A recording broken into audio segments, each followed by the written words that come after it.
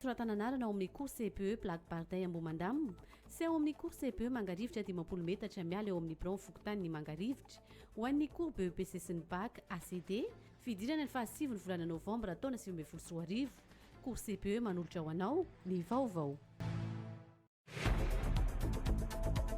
Cours Vision Plus hitantsika ao amin'ny ekara tsara mandroso efa misokatra ny fisoratana anarana. Cours Vision Plus manolotra ho anao.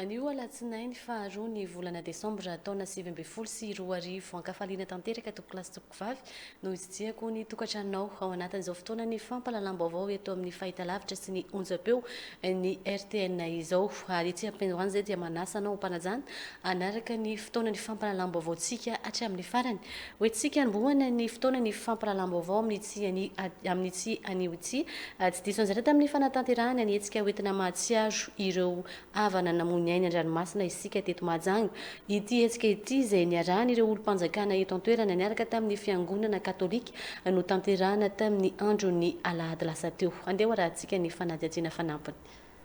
Sorona masina lehibe narahana fanaterana fehezam-boninkazo teny ampovoan-dranomasina io no entina namarika ny fahatsarovana ireo matandrano tamin'ity taona ity etsika izay ankalazana isan-taona.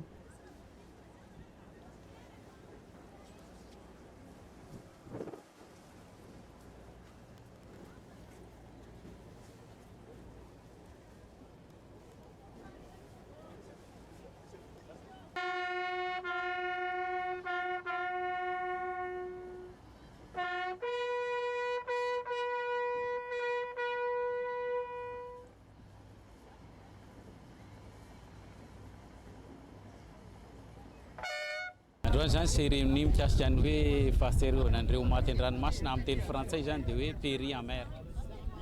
Zay le célébration natao ka raha ao amin'ny rafitra ao amin'ny fiangonana zany dia tokony ho amin'ny alahady fahaefatra ny volany novambra no fanaovana azy maneran-tany zany fa nohony tsy fahafana satria fetin'ny Kristy mpanjaka tamin'ny alahady fahaefatra ny volana novambra teo zany dia nakisaka ho amin'ny voalohan'ny volana desambra zao zany ny fankalazana nireo maty an-dranomasina teto amin'ny Mahajanga.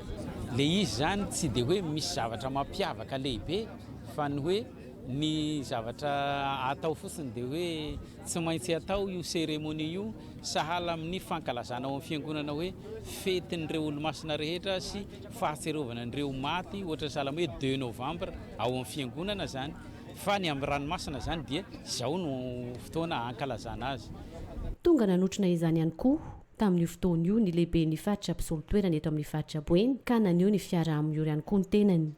Voalohany aloha dia isaorana betsaka ny finoana katolika amin'ny alalan'ny apostolat de la mer nanokana andro ho fahatsiarovana ho an'ireo rehetra izay maty an-drano ary koa nanankina ny fanahin'izy ireo amin'Andriamanitra ary nanome koa fanantenana sy fakahirezana ho an'ireo fianakavian'ireo rehetra izay namony ainy an-dranomasina ary eto izay dia manentana antsika rehetrarehetra izay mpampiasa rano mba hanaraka ny fepetra rehetra izay apetraka ireo tompona andraikitra eo amin'ny fiarovana ny haintsika. Ny alahady voalohan'ny volana desambra taona 2024 teo no nanatanterahina izao etsika izao ho fanomezam-boninahitra hatrany ireo olona maty an-drano.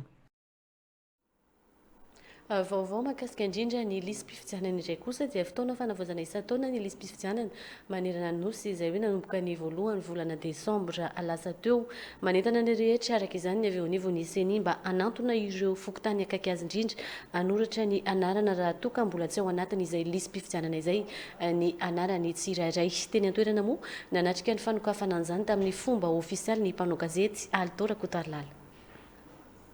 Efa nisokatra nanomboka ny voalohany volana desambra teo ny fanavaozana isan-taona ny lisym-pifidianana na ny révision annuelle de la liste électorale manerana nosy. Arak'izany afaka manantona eny amin'ny fokotany misy azy ny tsirairay, indrindra fa ireo mbola tsy misoratra ao anatin'ny lisam-pifidianana sy ireo izay vao nazo ny kara-panondro tamin'ity taona ity anoratra ny anarany ao anatin'ny lisitra. Dia ny voalohan'ny volana desambra ka hatramin'ny 15 ny 15 ny volana febroary. Eto zay dia manararaotra manentana ny vahoaka rehetra ato amin'ny faritany ny Mahajanga. Tonga izao ny fotoana azahoantsika mampiasa ny zo hiditra anaty liste électorale. Nefa izany zo zany dia mitaky andraikitra ka manentana antsika rehetra izay mahatsiaro tena ho fentaona aloha voalohany indrindra vao nahazo kara-panondro vaovao mba hanantona eny amin'ny fokotany ny soratra anarana. Ianareo rehetra izay mahatsiaro tena koa fa latsaka atao anaty liste na voalatsina na hoe tsy tafiditra mihitsy ao anaty liste, entanina koa tsika rehetra hanantona ny fokotany manomboka rapitso satria fotoanany indrindra zao hanarenana sy hananantsika lista tsara sy ekeny rehetra.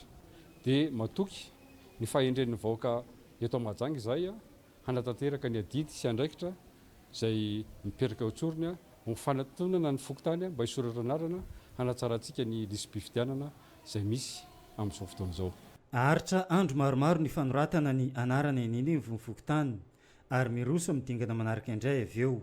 1er décembre mifarana io amin'ny 28 febroary famaranana vonjomaika ny liste électorale. Antotanay ny anaran'ireo olona vaovao izay vao ampidirina anaty liste électorale sy ireo olona nasorona dia averina eny amin'ny fokotany. Dia anjaran'ny olom-pirenena rehetra no manamarina ny anarany hoe za ve tafiditra anatin'le vaovao sa mbola ry anatin'le taloha. 20 andro ny faharetan'izay fotoana izay. Ka rehefa tapitra ny 20 andro miverina makany amin'ny seny indray ny lista ho atota anankiray ho faranana farany amin'ny 15 mai 2020. Mitaky fandraisana andraikitra ny fisoratana anarana ao anatin'ny lisam-pifidianana, indrindra fa ny fanamariana ny anarana amin'ny dingana manaraka aorian'izao. Vaovao avy ananivo ny tafika malagasy kosa indray dia nankalaza ny tsingeritaona ny orenan'ny tompo miaramila eny Androva eto Mahajanga. Ny tafika malagasy omaly voalohan'ny volana desambra taona 2024 etsika maro no nanehona izay fankalazana ny tsingeritaona ny orenan'ny tompo miaramila eny Androva ity. Tenentenana moa ny mpanao gazety Judith Rakotovao. Feno 470 taona ny alahady voalohan'ny volana desambra 2024 ny toby miaramila kolonel Rasolonjatovo Claude Armand rezimanta voalohany atao anatin'ny faritany miaramila fahaefatra eny Androva eto Mahajanga. Etsika ara-panatanjahantena no nentin'ireo tafika malagasy eto Mahajanga nanamarika an'ity tsingeritaona ity nanomboka ny zoma 20 novambra. Nisy ihany koa ny vavaka firaisampinoana tao amin'ny chapelle Masinda Joseph eny Androva ihany. Ny oriny izy io tany amin'ny taona 570 tanoany. Dia ny lalovana hatramin'izay moa zany dia be dia be. Teo ny asa izay tsy maintsy nosahanina amin'ny maha miaramila dia ny fampandriana fahalemana ny tontolo any ambanivohitra indrindra sy ny fampandrosoana amin'ny akapobeany. Ny rezimanta moa zany dia misahana asa anankiroa ngezabe, ny fampiroboroboana, ny fambolena sy ny fiompiana any amin'ireny olafy samy hafa ireny. Dia miaraka amin'izay moa tsarana amin'izay koa ny lafiny fampandriana fahalemana. Misy olafy maromaro ato amin'ny rezimanta voalohany fahatan'ny ola fahaefatra. Isan'izany ny any Mahaivarano, ny any Masikomena, ny any Anaidrano, ny any Bealanana ary ny any Mahajamba. Nomena fisaorana tamin'ity fotoana ity koa ireo tafika malagasy nanao ezaka ka nahazo laharam-boninahitra niakatra grady nandritra ny taona 2024 ity. Misy manam-boninahitra maromaro nahazo ny laharam-boninahitra vaovao.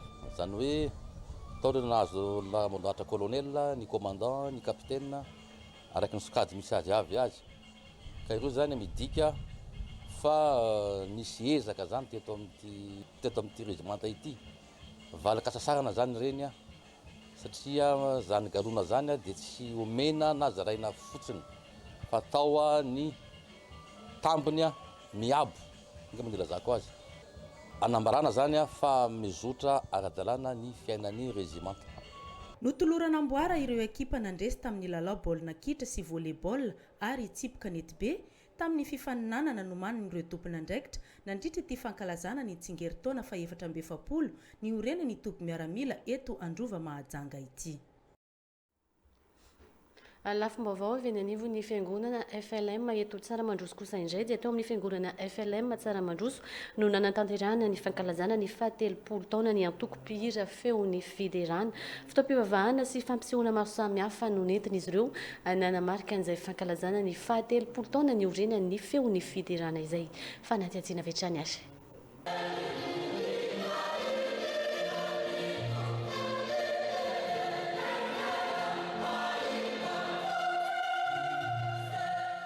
Mandehanna raha mbola manana ny mazavy ianareo.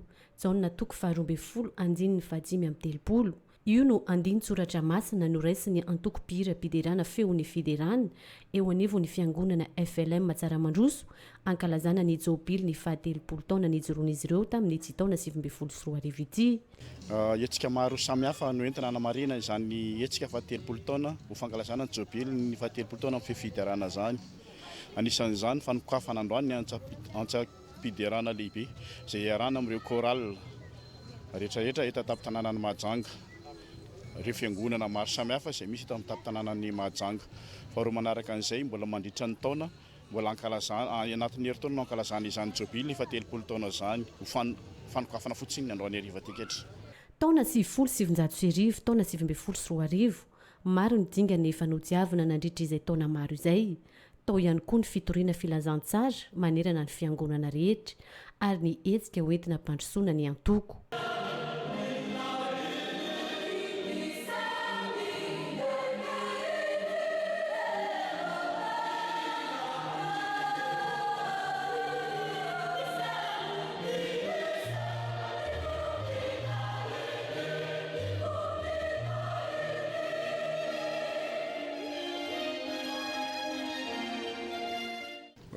Telopolo taona ny choral fifidiarana, taony mamy, taony mangety, taony sarotra, indrindra amin'ny asa tsy mora izany tory ny filazantsara ankira zany fa ny vavaka dia manova zavatra ary dia matanjaka tsany ny mahery hatrany ampantentarana ny asan'Andriamanitra. Mbola vonina andray ireo rehetra maniry ny hiditra ho mpikambana ao amin'ny antoko-pihira feon'ny fiderana ao amin'ny FLM Tsaramandroso ankehitriny.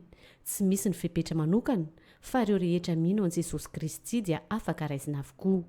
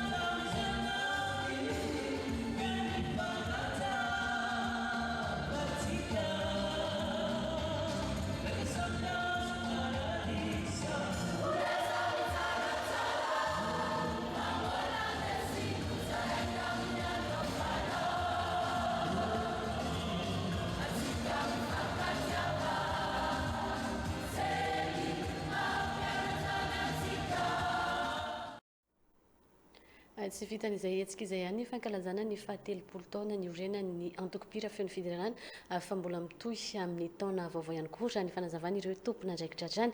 Fa eo amin'ny lafiny fifamoivoizana kosa indray dia mitondra teny fanentanana amin'ny tokony hanaovana fitsiriana ara teknika ny fiarakodia ny tompona andraikitra avy eo anivo ny sécurité routière izay hitantsika eny Amborovy. Misy ihany koa ny afatra ho an'ireo mpamily bajaja eto an-tampon-tanànan'ny Mahajanga nandritra ny firesahan'izy ireo tamin'ny mpanao gazety Anise Rasy Manjimby.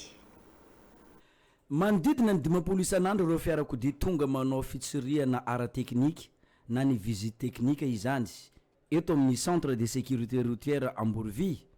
Ny alatsinainy sy ny zoma no tena betsaka hoy ny fanazavana ny tompon'andraikitra 510 na 20 amin'ireo dia bajaja avokoa. ny eto Mahajanga amin'ny ankapobeny tsisy olana mazoto ny olona anao fitsirihana ara-teknika ety amin'ny centre.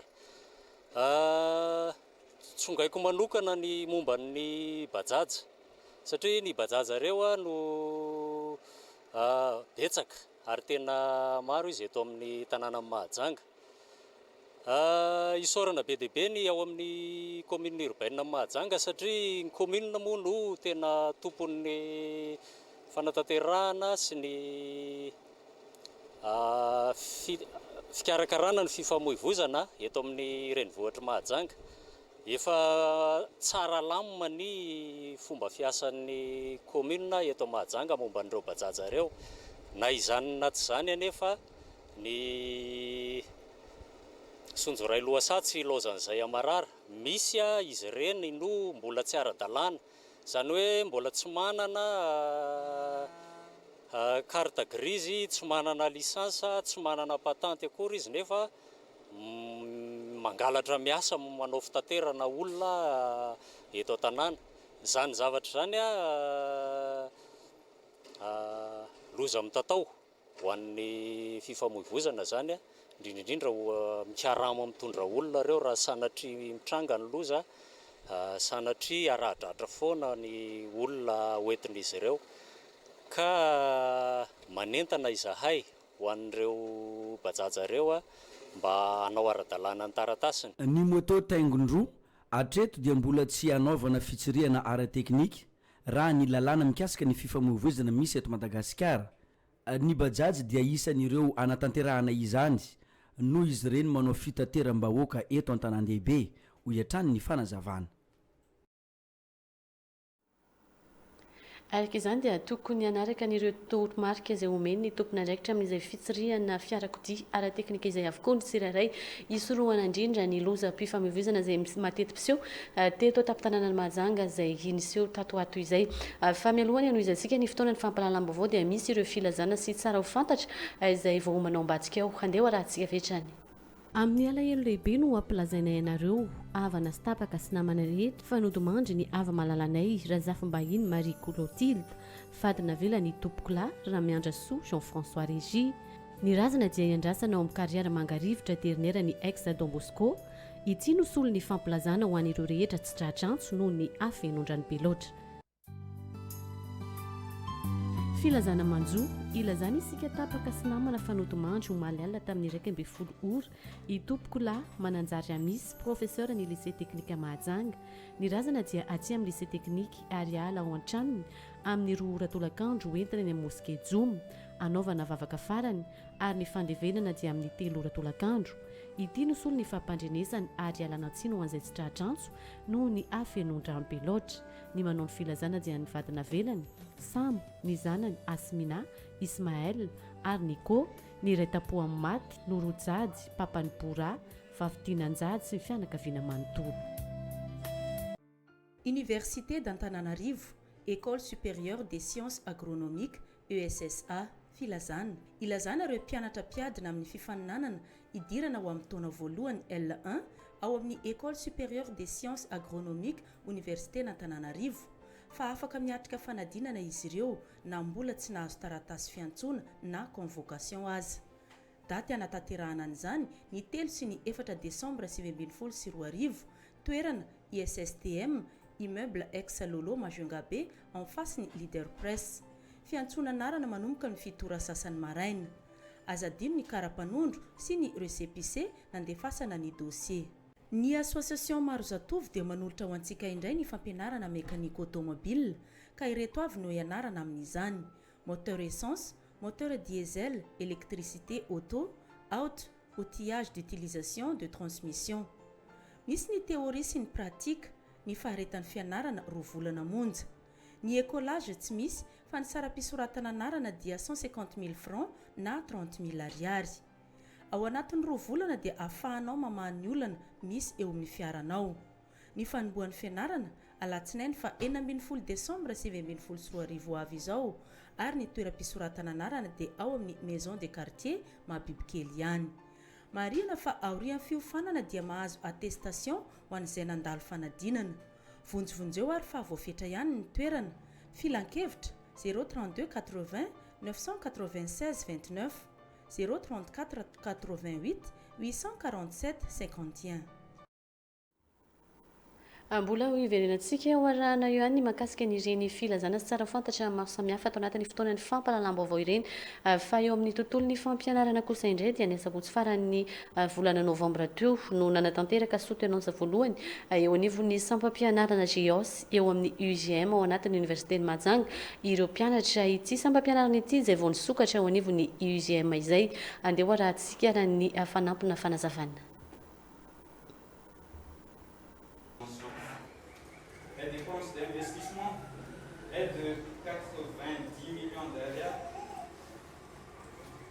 Comme force, il existe des acteurs budgétaires et ces ressources. Ny fomba fitantanam-boly eo anivon'ny tobim-pahasalamana ao amin'ny faritry Melaky. Io no loha-hevitra noraisiny ity tovolahy ity nandritra ny fanehoam-pikarohana nataony tao amin'ny UGM na ny Institut Universitaire de Gestion et Management eo anivon'ny Université ny Mahajanga amin'ny sampampianarana GEOS na ny Gestion des établissements hospitalisés. Nisy ny antony manokana nandraisan'io loha-hevitra io. Planification et suivi budgétaire cadre et respect Melaky. Resque o tema io satria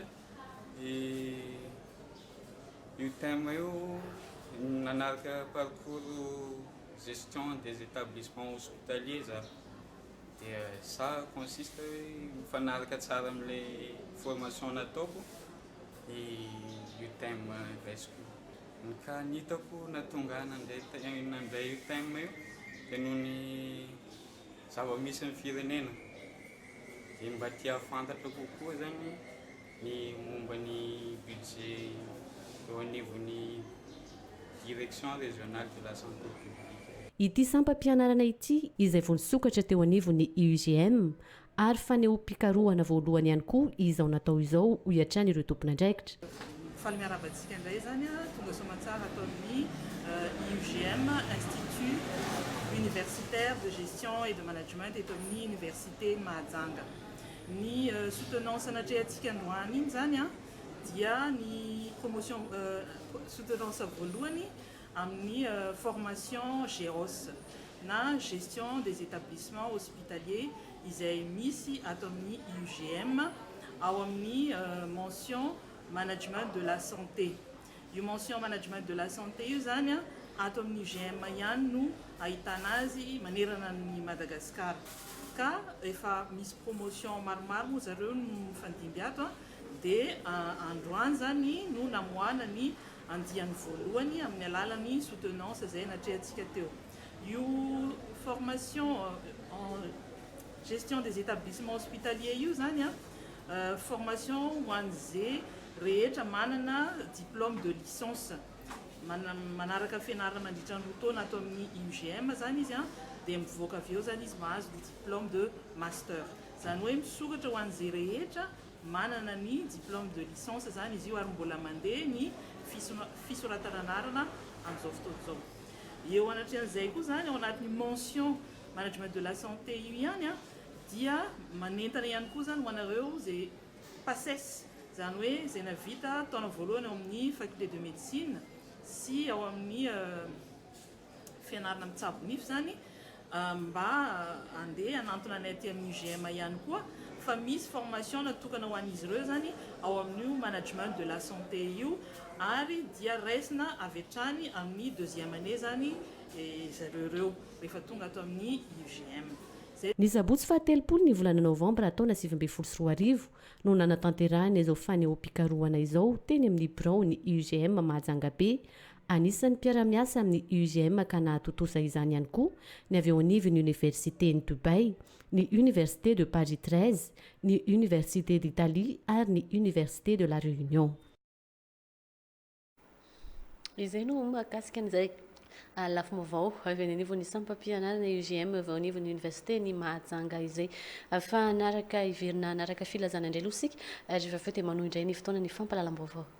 amin'ny alahelo lehibe no ampilazainay ianareo avana sy tapaka sy namana rehetra fanodimandry ny ava malalanay razafombahiny Marie Clotilde fadina vela ny tompokolahy Ramiandra Soa Jean-François Régie ny razana dia iandrasana ao amin'ny kariara mangarivotra terinera ny ex Don Bosco ity no solo ny fampilazana ho an'ireo rehetra tsy tratrantsy noho ny afenondrany be loatra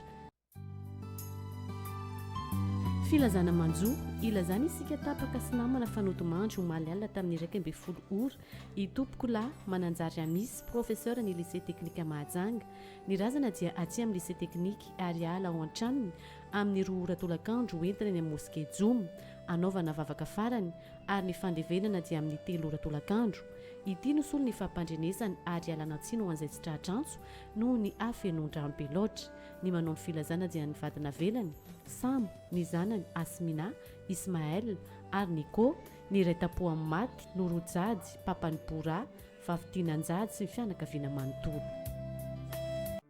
Université d'Antananarivo École supérieure des sciences agronomiques ESSA filazana ilazana ireo mpianatra mpiadina amin'ny fifaninanana idirana ho amin'ny taona voalohany L1 ao amin'ny École supérieure des sciences agronomiques Université d'Antananarivo fa afaka miatrika fanadinana izy ireo na mbola tsy nahazo taratasy fiantsoana na convocation aza daty anatanterahana an'izany ny 3 sy ny 4 décembre 2024 toerana ISSTM immeuble ex Lolo Majunga B en face ny Leader Press fiantsoana anarana manomboka ny fitora sasany maraina azadino ny karapanondro sy ny récépissé nandefasana ny dossier ny association maro zatovy dia manolotra ho antsika indray ny fampianarana mécanique automobile ka ireto avy no ianarana amin'izany moteur essence moteur diesel électricité auto outillage d'utilisation de transmission misy ny théorie sy ny pratique ny faharetan'ny fianarana 2 volana monja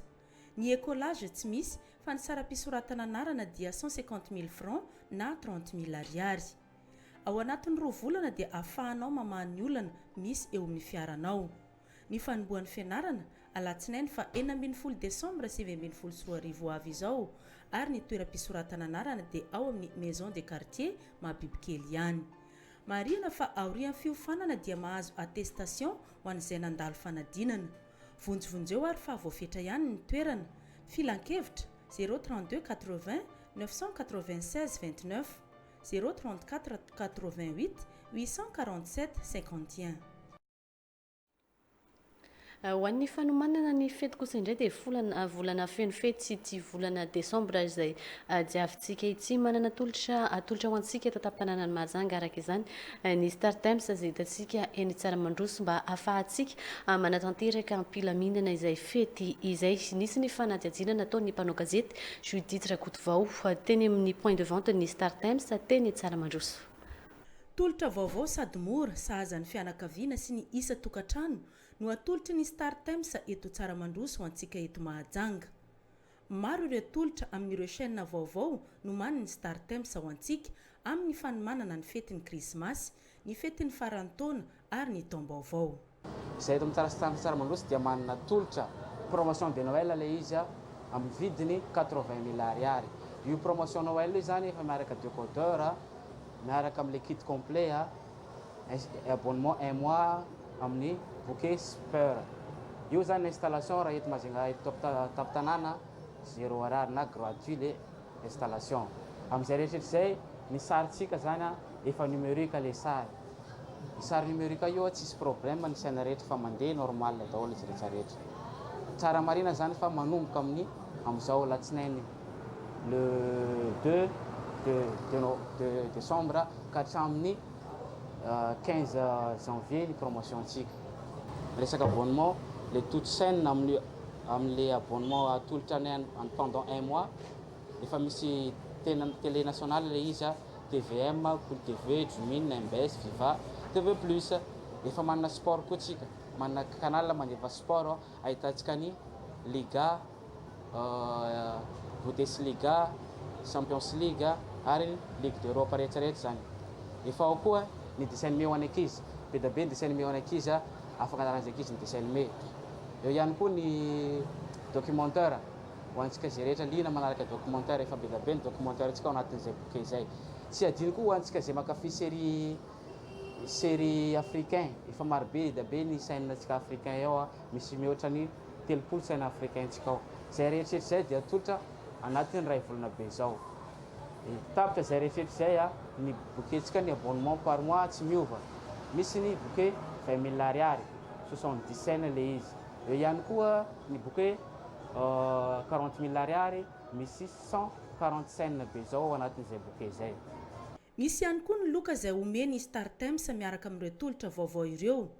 Manatona avy hatrany eto amin'ny Startimes tsara mandroso ianao mba hahafahanao mamantatra an'ireo rehetra ireo. Manolotra tolotra vaovao be ho antsika ny Startimes manomboka amin'ny latsinainy faharoan'ny volana desambra zao.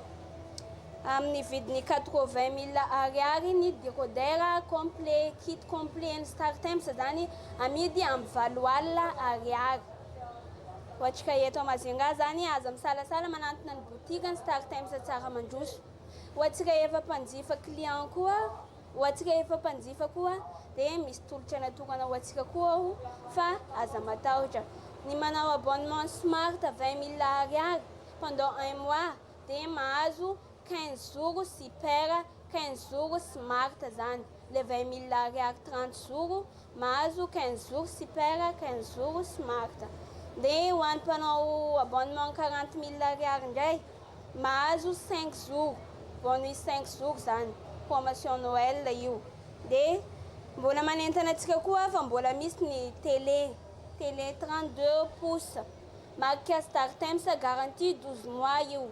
Misy abonnement 2 mois ao anatiny miaraka amin'ny kit complet Startimes koa, installation gratuit. Tsara marina zany fa misy vendeur mpivarotra mandehandeha any tokantranontsika any ka miangavy atsika an-tanandroa mba handray azy reny fa amin'ny ty promotion ty dia manantona atsika any tokantrano mihitsy ny Startimes anome fahafaham-po atsika rehetra, cadeau de Noël atsika. Manentana atsika voaron'ny Mahajanga tsy ho taraiky amin'ny faharoan'ny volana desambra io fa vonina anome fahafaham-po atsika ny Startimes. Ho anao mankafy fanatanjahantena sy ny série ary sary miaina isan-karazany, ny Startimes ihany no vahaolana ho anao. Eto tsara mandroso ampita ny pharmacie avotra no ahitana ny Startimes. Anatraka ireo vaovao an-gazety nisongadina tamin'ny tsy andro ny alatsinainy faharoa ny volana desambra taona 2024 ity sampy nasongadina indrindra ny alalao ara-panatanjahantena eo amin'ny taranja rugby izay no tanterainy Maquis de Madagascar tao Antananarivo ny gazety rehetra tamin'ny tsy anio ity. Tao arahantsika arany gazety.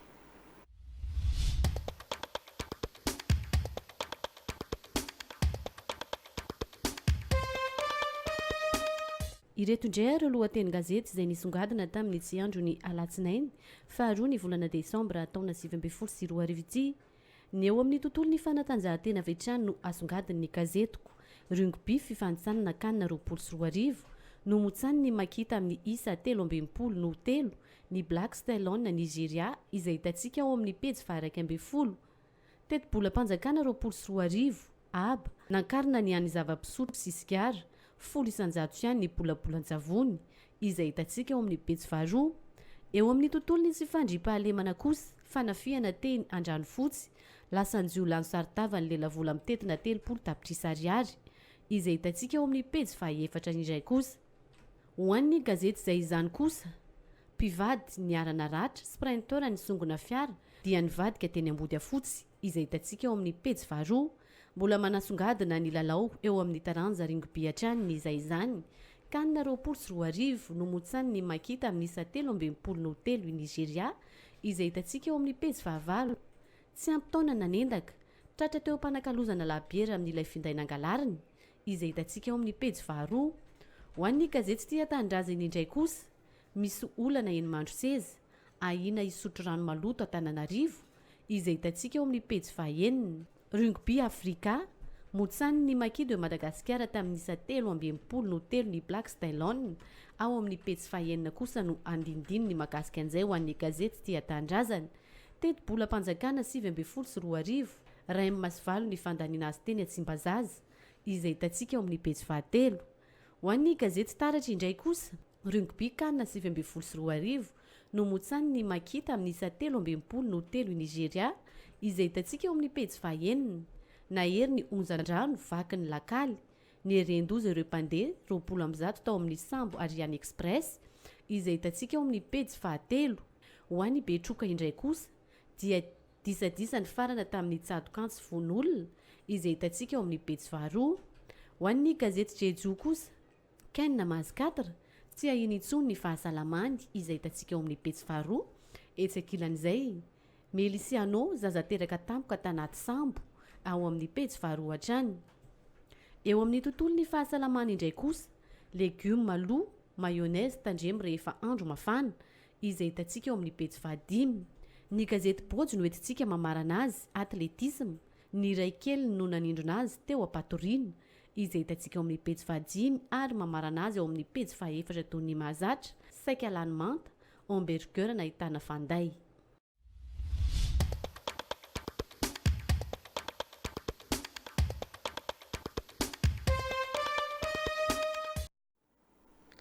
Anaraka avy hatrany ireo vaovao iraisam-pirenena iarahantsika amin'ny Sara isika mialoha ny Sarantsika ao anatin'izao fotoana ny fampalalam vaovao zao.